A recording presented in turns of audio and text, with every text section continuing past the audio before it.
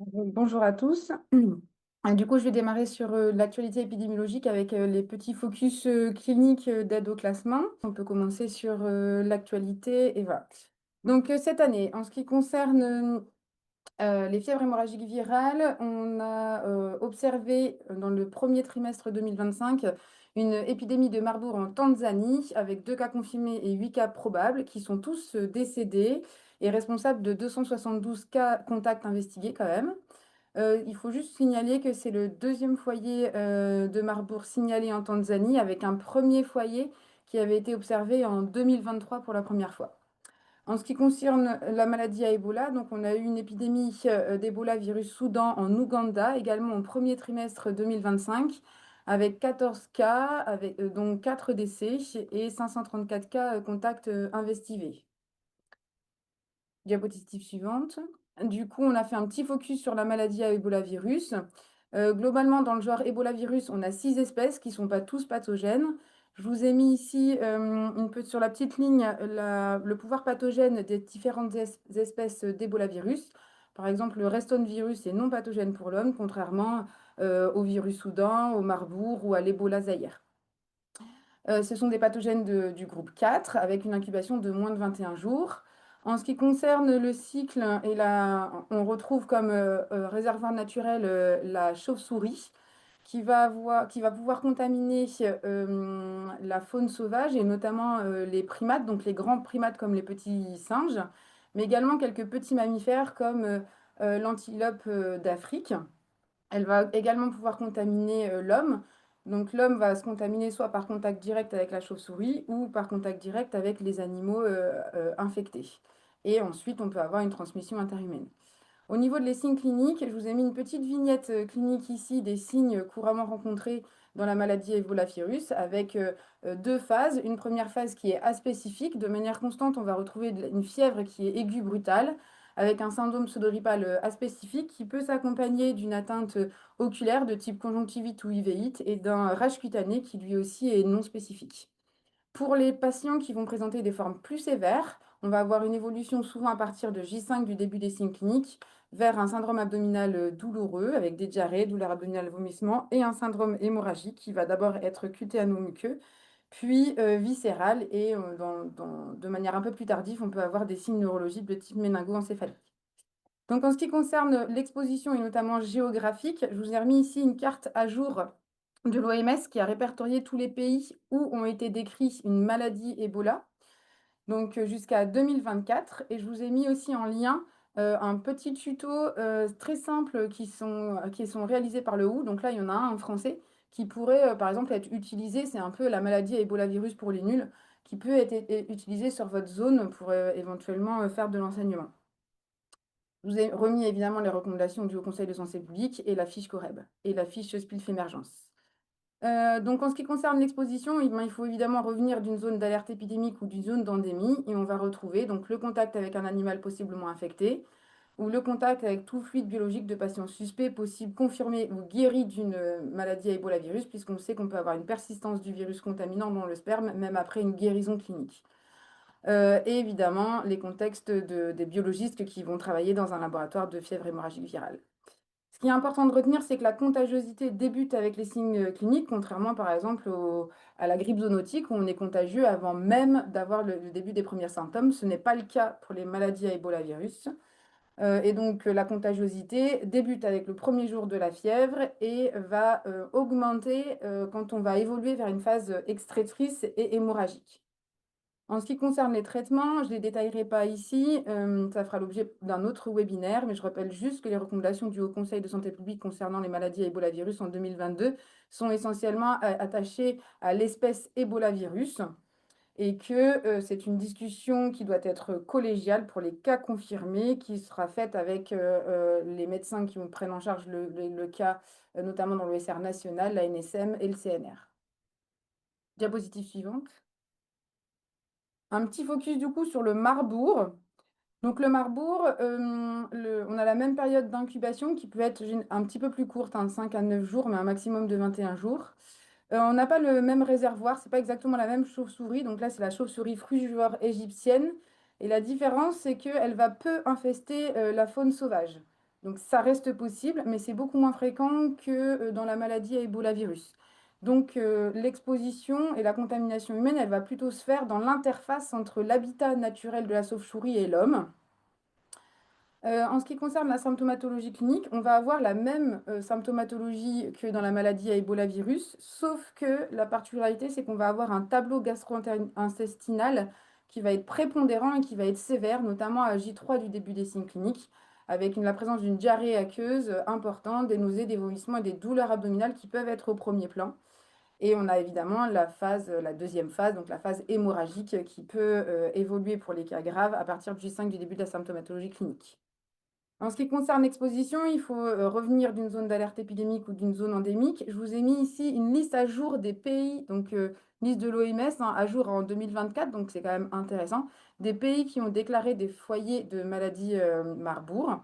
Et pareil, je vous ai mis la référence sur le ou du diaporama pour les nuls de la maladie Marburg de l'OMS qui est très bien fait. Donc, il faut, en ce qui concerne l'exposition, avoir été en contact direct ou indirect avec les chauves-souris. Donc, on va aller rechercher cet habitat, hein, pour par exemple un voyage touristique, des gens qui vont aller visiter des grottes dans les pays de zone d'endémie. Et évidemment, un contact avec tout fluide biologique de patients suspects, possibles, confirmés et guéris, avec un cas de Marburg virus et les travailleurs au laboratoire de fièvre hémorragique virale. Plus rarement, on peut retrouver un contact avec des animaux sauvages infectés par le Marburg virus. La contagiosité débute également avec le début des signes cliniques.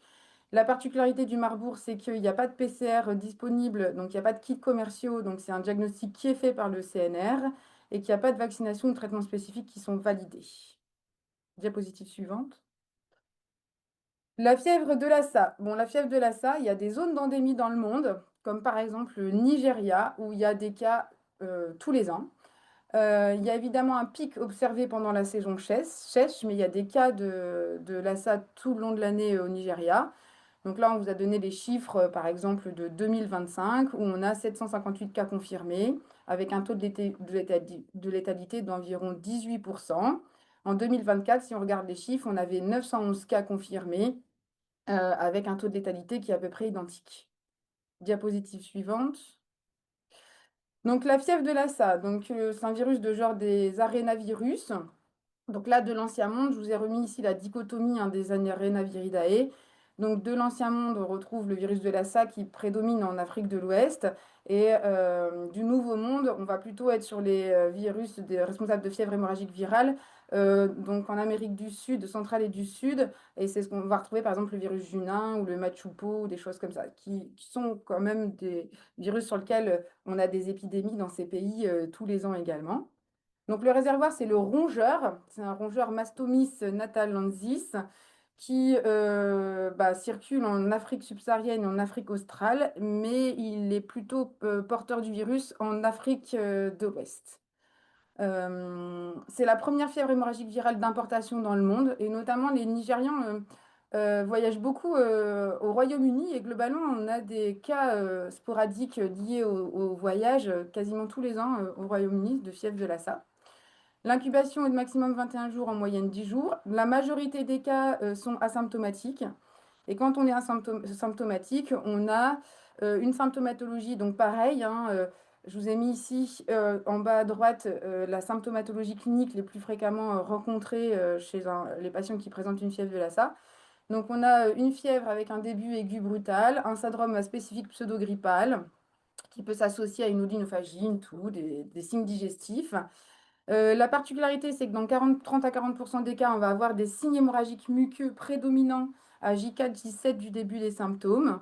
On peut également aussi avoir un œdème de la face ou du cou qui est assez évocateur d'une fièvre de Lassa et des signes neurologiques de type méningo-encéphalite. Dans l'exposition, eh ben, ça va être un voyage en zone d'alerte épidémique ou zone d'endémie, donc principalement l'Afrique de l'Ouest. Je vous ai mis aussi une carte à jour de l'OMS avec le petit lien sur le tuto OMS Lassa Fever qui va bien. On va avoir une transmission via l'ingestion d'aliments contaminés par les déjections du rongeur, comme les urines ou les selles, ou un contact direct avec le rongeur. Ensuite, on a une transmission interhumaine possible, mais qui est moins fréquente que pour les maladies à Ebola virus, par exemple. et seront aussi à risque les travailleurs dans un laboratoire de fièvre hémorragique virale. Diapositive suivante. En ce qui concerne, la fièvre hémorragique du Crimée-Congo, donc et ben, tous les ans, on a des cas en Espagne, hein, depuis 2016. Donc cette année, n'échappe pas à la règle. Donc on a un premier cas de fièvre hémorragique du Crimée-Congo qui a été, diagnostiqué, dans la région de Castille et Léon. Donc c'est, la région de la Salamanque, qui est un hotspot de ces CHF. C'est un patient qui présentait, une hyperthermie avec une céphalée et des signes digestifs après avoir 2 jours après avoir été piqué par une tique. L'investigation autour de ce cas a bien retrouvé la présence de Hyaloma marginatum autour du domicile du patient et dans les parcs publics de la ville de Castille et Léon, avec des mesures sanitaires qui ont été prises. Et le diagnostic a été réalisé avec la prise en charge du patient dans une unité de haut isolement, puisqu'il a été dépisté précocement par une PCR qui était positive, réalisée par le CNR.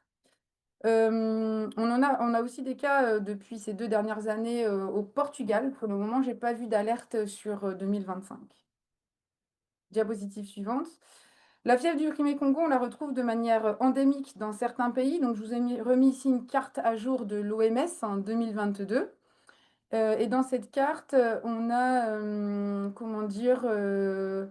Hem, des pays qui sont concernés, qu'on connaît bien, comme la Géorgie, la Turquie, l'Irak, donc Moyen-Orient et Asie. Il ne faut pas oublier qu'en Afrique saharienne, il y a aussi des épidémies qui ont été, décrites, de virus Ouganda. Le virus, pardon, de Crimée-Congo, par exemple, en Ouganda pour cette année.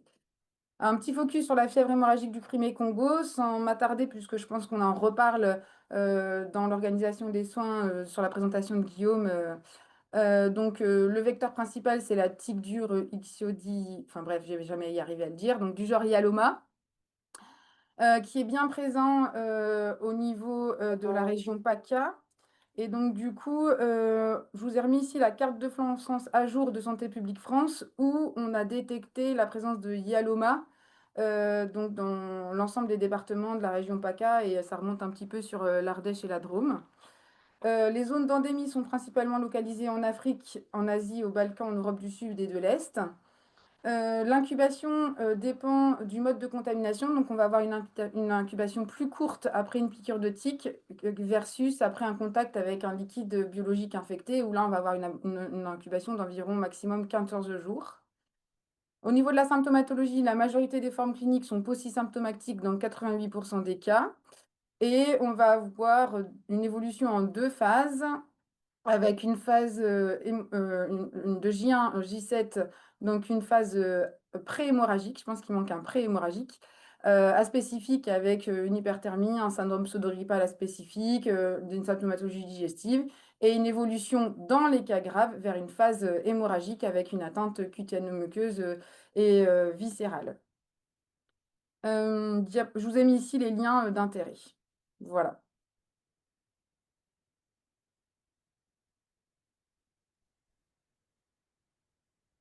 Je te laisse la parole, Morgane. Merci Marie-Charlotte. Donc maintenant, on vous a mis quelques outils pour l'aide au classement de cas. Donc la première des choses, c'est de se reporter aux définitions de cas du Haut Conseil de santé publique. Il y en a une notamment en 2022 pour la maladie à virus Ebola. En pratique, celle-ci, elle reprend un peu les critères de fièvre hémorragique virale générale. Je vous ai mis le lien. Donc il y a bien les critères cliniques et des critères d'exposition dans les 21 jours après retour d'une zone d'endémie. Et ici, je vous ai mis la définition de cas pour la fièvre hémorragique Crimée-Congo, parce qu'elle est assez atypique. Il y a pas mal de choses à prendre en compte. Donc, n'hésitez pas à vous reporter aussi. J'ai mis également le lien. Et là, c'est dans les 9 jours qui suivent la piqûre de tique. Ensuite, il faut se baser aussi sur la veille épidémio. Donc, la Corrèbe en propose une régulièrement, mais il y a plein de sites qui peuvent vous aider, notamment le CDC, Santé publique France.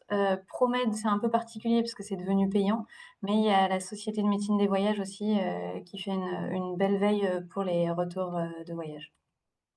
Donc, on vous a listé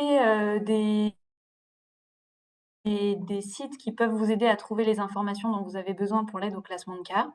N'hésitez pas à vous rapatrier sur ces sites. Et enfin, je vous présente deux articles, notamment celui-là, c'est une revue allemande publiée en 2022 qui s'appuie sur des publications de 2001 à 2022 issues d'une recherche dans PubMed sur l'épidémio, le diagnostic et les traitements des fièvres au retour de voyage. Et il nous propose d'identifier surtout en retour de zone à risque, d'identifier des facteurs d'exposition qui sont par exemple le contact avec un animal infecté, malade ou mort, infecté d'un virus FHV, notamment des chauves-souris, des singes, des rongeurs, des tiques, y compris la consommation de viande de brousse ou d'aliments potentiellement contaminés par des excréments des rongeurs, de l'abattage d'animaux aussi. Il nous propose aussi de rechercher à chaque fois le contact avec un cas suspect de FHV, qui soit malade ou décédé, notamment pendant les rites funéraires, et la manipulation en laboratoire de virus FHV ou alors de matériel contaminé. Donc ici, vous avez deux tableaux qui vous sont présentés. Déjà, pour pouvoir éliminer les diagnostics différentiels, il nous propose de faire une anamnèse approfondie en accordant une attention particulière au parcours du patient et notamment de bien connaître les périodes d'incubation des principales maladies tropicales. Et donc, il nous rappelle les périodes d'incubation dans le tableau 1 à gauche.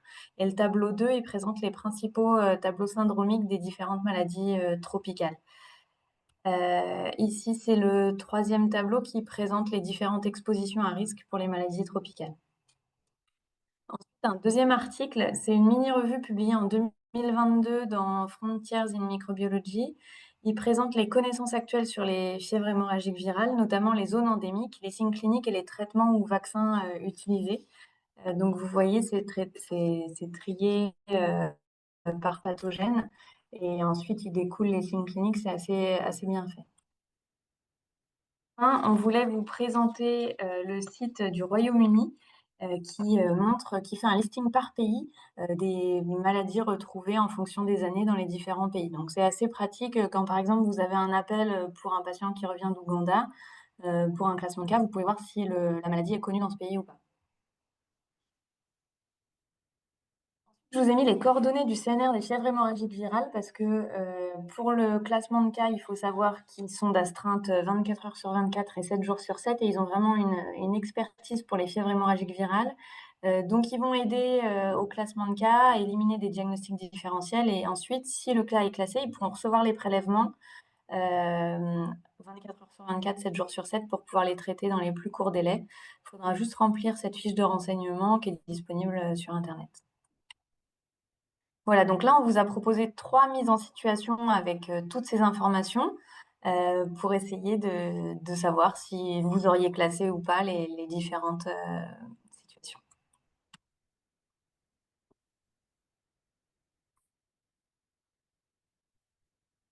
Alors, pour la première situation, c'était un appel que j'avais reçu. Donc, il faut se replacer en 2022. Donc, septembre 2022, c'était un homme de 45 ans, retour de Kinshasa en RDC, qui a été pris en charge aux urgences du CHU de Lille. Depuis 7 jours, il présente un syndrome pseudo-grippal avec hyperthermie et diarrhée. Et dans les examens complémentaires qui ont été faits par les urgentistes qui n'avaient pas dépisté en ZAO le patient, on retrouve une thrombopénie à 50 000 plaquettes avec un frottis goutte épaisse, hein, la présence d'un plasmodium falciparum avec une parasitémie à 4%. Il a une anémie, une hyperbilirurémie avec une cytolyse et une CRP avec un syndrome inflammatoire à 100 mg par litre. La question qui m'est posée, parce que ben, il y a un urgentiste qui tilte en disant ben mince, je crois qu'il y a une épidémie en RDC de fièvre hémorragique virale.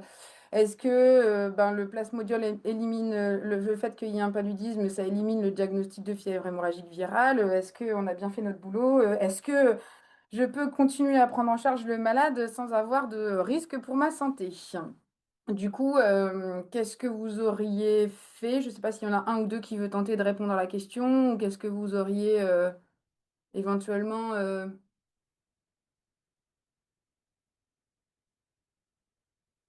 on va le voir ensemble, du coup, diapositive suivante. Bon, alors déjà, pour revenir à la base du classement d'un patient suspect en un cas possible, il faut déjà vérifier, un, l'incubation est-elle compatible? En l'occurrence, ici, elle l'était.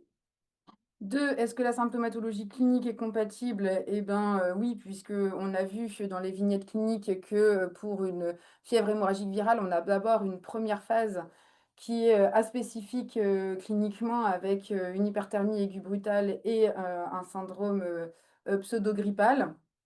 Cliniquement, il n'avait pas de signe hémorragique.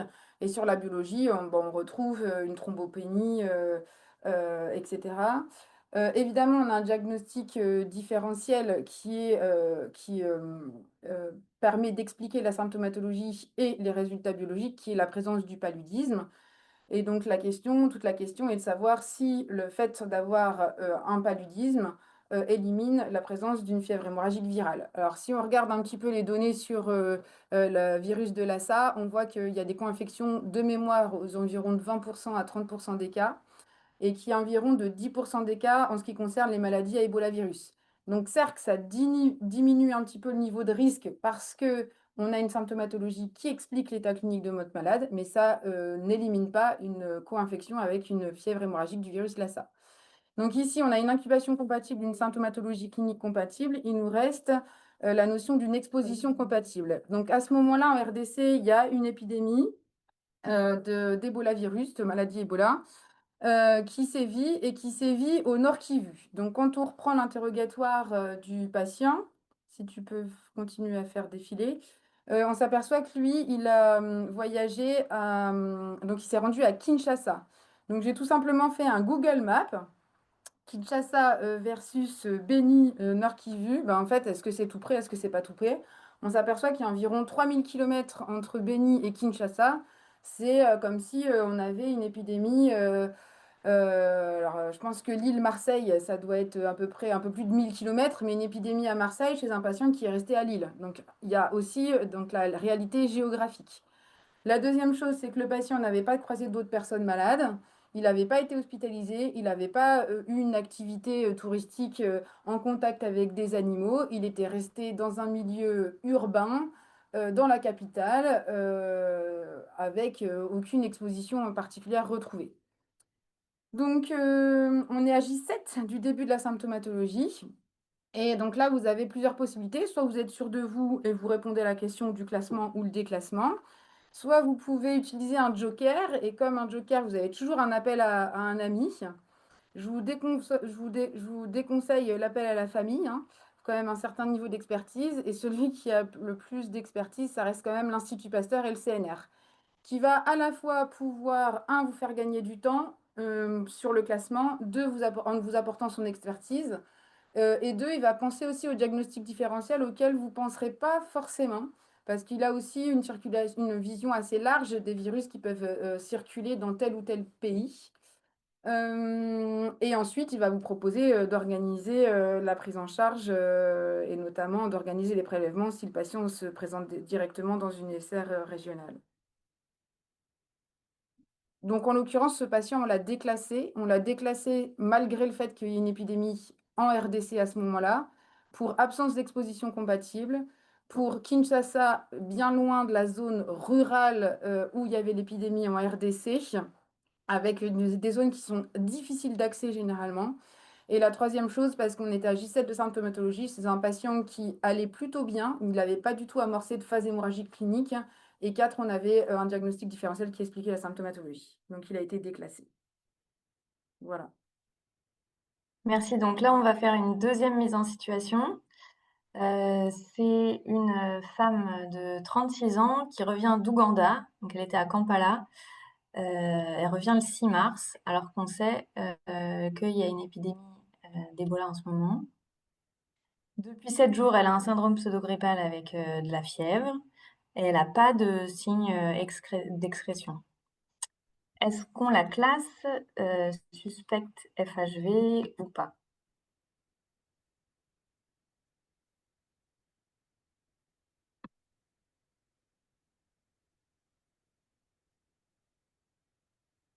Alors pareil, on reprend l'incubation, savoir si ça peut être compatible. En effet, c'était compatible, c'était dans les 3 semaines après retour d'une zone d'endémie. Elle avait une symptomatologie clinique qui était compatible, elle avait un syndrome pseudogrippal, elle n'était pas encore en phase hémorragique. Et la question était de savoir est-ce qu'elle avait été exposée ou pas. Donc Et après, il faut étayer un peu l'interrogatoire pour savoir justement, lui poser des questions sur ses contacts avec des animaux, ses contacts en zone rurale ou si elle est restée en zone urbaine, si elle a été en contact avec des gens qui étaient malades, pourquoi elle a voyagé sur place. En effet, il y avait l'épidémie à virus Ebola en ce moment. Et c'était vraiment à Kampala. Donc, à ce moment-là, vraiment, pour pouvoir avoir accès au classement, n'hésitez pas à appeler le CNR. Ils vont vous aider dans l'interrogatoire pour savoir quelles questions poser à la patiente, pour savoir si oui ou non il faut la classer. Et enfin, la dernière mise en situation, c'était une femme de 60 ans qui est dialysée, qui a été à Bamako pour l'enterrement de son mari. Et elle revient avec des vertiges, épistaxis, douleurs abdominales, vomissements. Et là, aux urgences, elle est dyspnique, elle a besoin d'oxygène, elle a un méléna massif. Et à la bio, on a une anémie, une thrombopénie, une hyperleucocytose, une cytolyse. Et on a des diagnostics différentiels négatifs, notamment paludingue. Est-ce que celle-ci, vous la classez?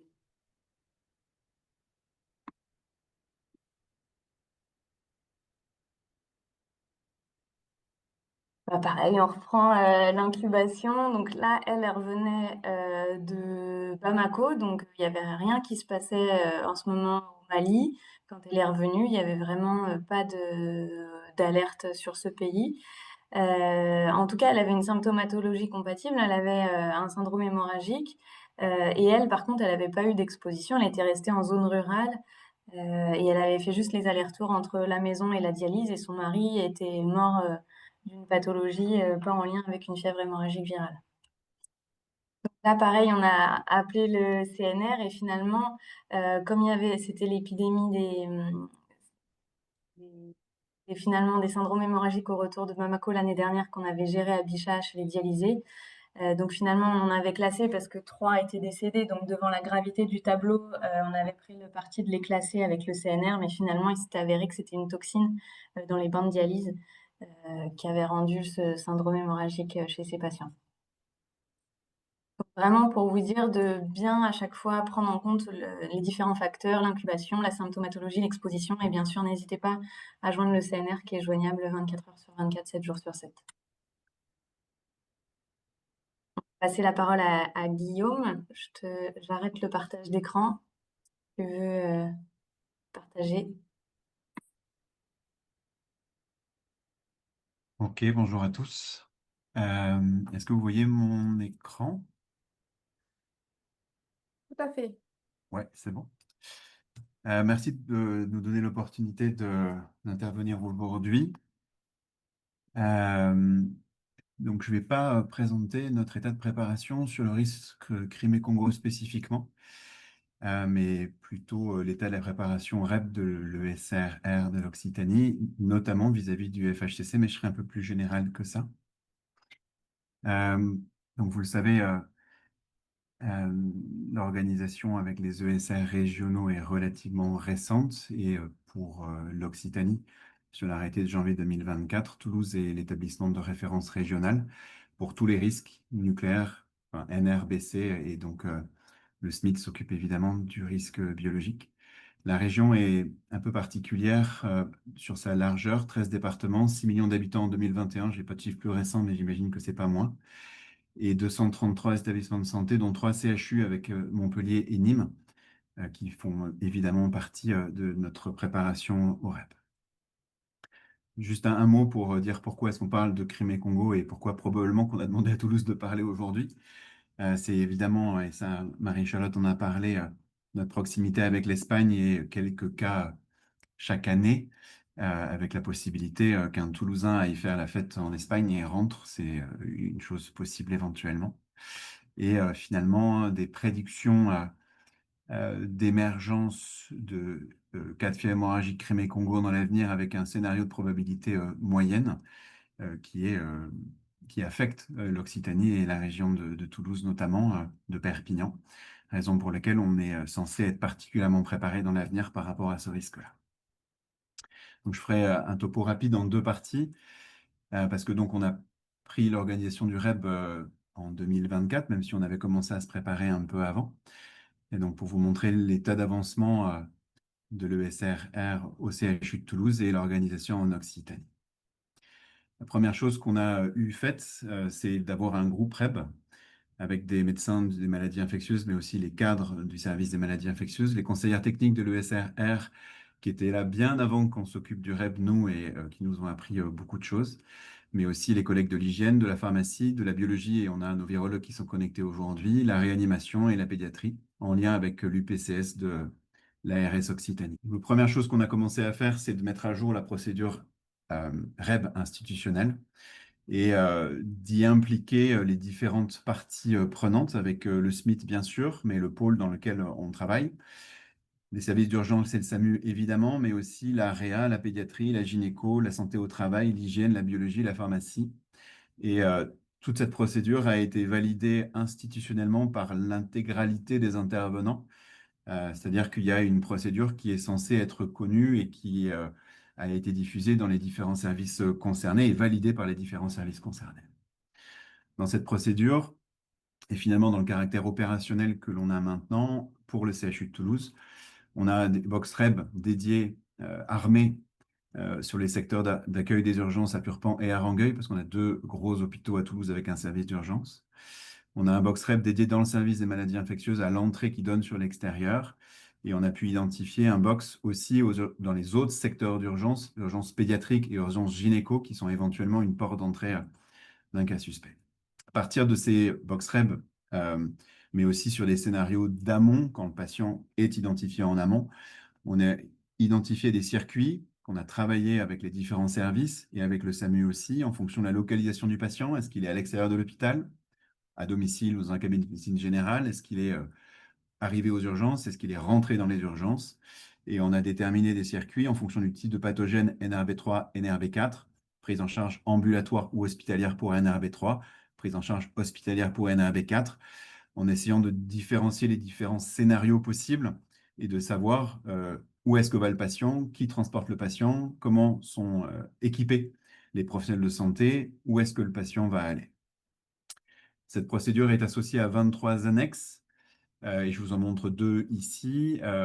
Par exemple, l'équipement des box REB, où chaque box REB est armé et équipé avec des affiches spécifiques et un matériel spécifique. Et les précautions NRB4 ici, avec les affiches habillage, déshabillage, et ici c'est la première feuille de cette annexe, avec la procédure surtout de déshabillage, pour lequel on a fait des affiches qui sont imprimées, plastifiées et qui sont affichées pour aider le clinicien confronté à ça sur la procédure d'habillage et de déshabillage. On a travaillé sur les logigrammes aussi pour l'accueil des services d'urgence, Purpan-Rangueil, mais aussi on a décliné ces logigrammes pour la pédiatrie et la gynécologie, avec la procédure générique COREB adaptée ici, où on va retrouver les différentes étapes que je ne vous détaille pas, aboutissant quand l'évaluation du patient a permis de retenir comme cas suspect, en fonction de la typologie, NRB3, NRB4, les différents circuits, mais aussi qui transfère le patient, comment est habillé le professionnel de santé qui va transporter le patient, où est-ce que le patient va aller, les différents circuits pour LNRB4, en brancard sarcophage ou pas, en fonction, je vous en parlerai juste après. On a travaillé aussi un questionnaire systématique qu'on va pouvoir retravailler aujourd'hui après votre topo, Morgane et Marie-Charlotte, c'est très bien, inspiré des procédures de Bichat de mémoire, où on essaie justement de travailler sur un questionnaire systématique visant à synthétiser l'anamnèse et les données d'exposition des patients.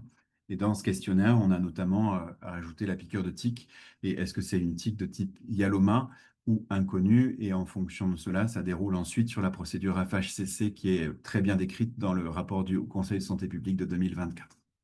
Et donc ça, c'est un questionnaire que les infectiologues ont, que les urgentistes ont, que le SAMU a aussi, et qui se veut nous permettre d'être systématique sur l'interrogatoire pour justement, quand on fait appel au CNR pour aider au classement de cas, qu'on ait les informations pertinentes pour pouvoir être efficace à ce moment-là.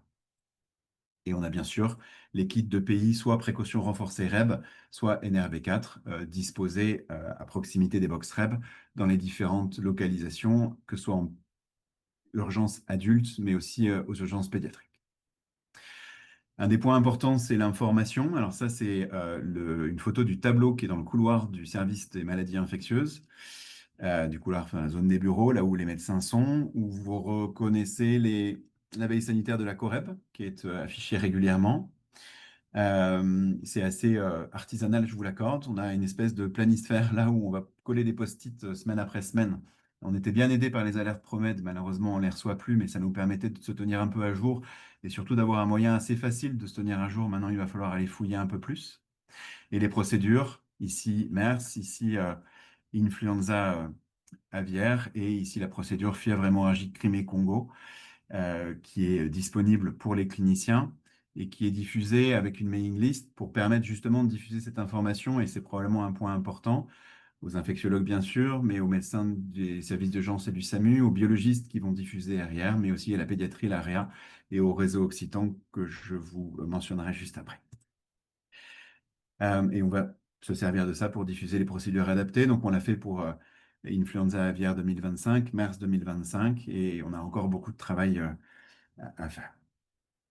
On a travaillé avec le groupe Pharmacie et Florence Metz, qui est une des conseillères techniques de l'ESR, sur les mesures thérapeutiques aussi, avec une annexe spécifique dans laquelle on a repris pour les différents pathogènes, les traitements curatifs, les traitements post-exposition, les sources, et ici le Haut Conseil Santé publique. Et on sait qu'à la pharmacie du CHU de Toulouse, on a actuellement 168 capsules de ribavirin 200 mg, soit de quoi traiter éventuellement un patient, ou en tout cas par rapport à l'éventuelle mise en route précoce d'un traitement par ribavirin d'un patient pour lequel il y aurait une indication à traiter. On sait qu'on est en mesure de le faire sur le CHU de Toulouse.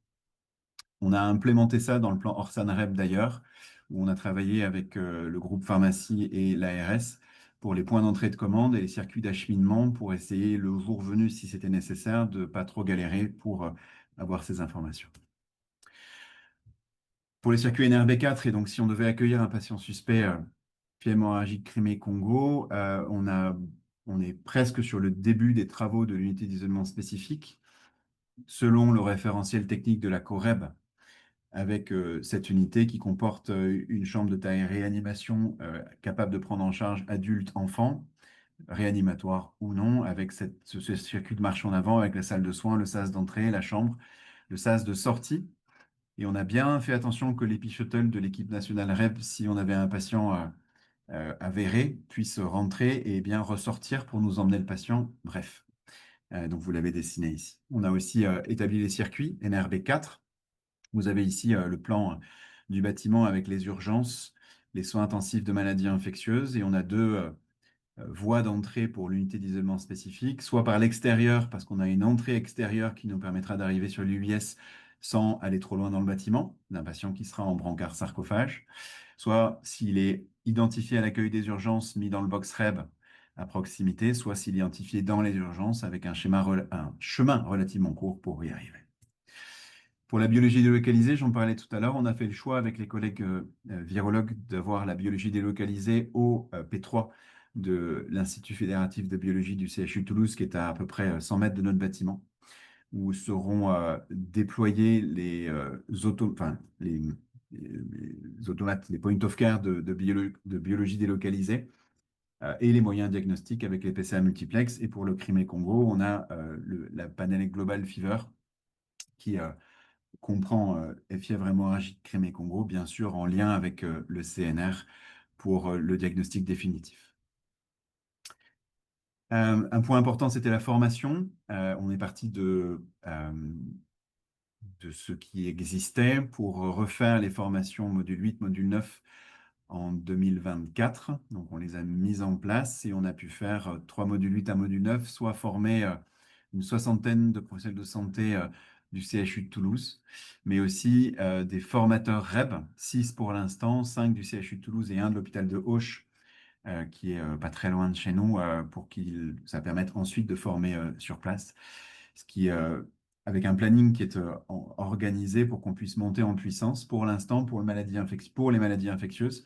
On a 5 de nos 10 médecins seniors qui sont formés module 9, 3 infirmiers, pour l'instant pas d'aide-soignants, mais on va monter progressivement et notamment étendre ces formations pour les autres spécialités susceptibles d'intervenir, les réanimateurs et les pédiatres. Pour l'organisation en Occitanie, on a avec l'ARS avancé sur la planification Orsan-REB, avec la catégorisation des 233 établissements de santé occitans et l'élaboration des circuits. Et vous avez ici globalement la typologie qu'on a utilisée entre le SRR, qui est le CHU de Toulouse avec cette unité d'isolement spécifique, les établissements 1A, que sont les CHU de Montpellier et Nîmes, qui ont un B3, et puis on décline ensuite un B, 2A, 2B3 en fonction des moyens techniques et humains disponibles. On est organisé sur cette région avec bien sûr Montpellier et Nîmes, avec une organisation qui est celle-ci. Les pathogènes type, ou les patients suspects d'infection par un pathogène de type NRB3 sont gérés pour Occitanie-Est par Montpellier et Nîmes et nos collègues des services, bien sûr, et pour l'Occitanie-Ouest par le CHU de Toulouse. Un patient suspect d'infection par un pathogène type NRB4 sur l'Occitanie est par contre référé à l'infectiologue de l'ESRR et transféré dans le cas général vers l'ESRR, ce qu'on a écrit dans le logigramme Orsan que vous avez ici, avec les scénarios pathogènes type NRB3 que je ne détaille pas, et NRB4, ou sur un cas possible identifié en Occitanie, contact entre l'infectiologue de l'établissement de santé, l'infectiologue de l'ESRR, le SAMU, le CNR évidemment, et le transfert vers l'UIS du CHU de Toulouse. Et si le patient est confirmé, son transfert par l'équipe nationale REB vers le SR national. Une particularité va être les patients qui sont en périphérie de Nîmes, qui est globalement à 1 heure de Marseille, mais à 3 heures de Toulouse, où là, en fonction des moyens disponibles et notamment de la possibilité d'avoir un hélicoptère pour le ramener sur le CHU de Toulouse, on est en discussion avec la RS PACA, mais aussi les infectiologues de l'ESRN de la PHM, pour organiser spécifiquement une filière géographiquement plus adaptée pour un patient en périphérie de Nîmes pour qu'il aille directement sur le SR national s'il est cas suspect NRV4 plutôt que de faire 3 heures de route pour venir à Toulouse. On a bien développé le réseau occitan. On a pour l'instant fait 3 réunions en visio du réseau REB occitan en lien avec les collègues de Nîmes et de Montpellier, en lien avec l'ARS Occitanie et soutenu par les conseillers techniques de l'ESR, où on va insister principalement sur les attendus opérationnels de tous les établissements de santé en termes de procédure d'accueil et de prise en charge d'un patient suspect d'infection par un agent du REB, en insistant sur 3 points.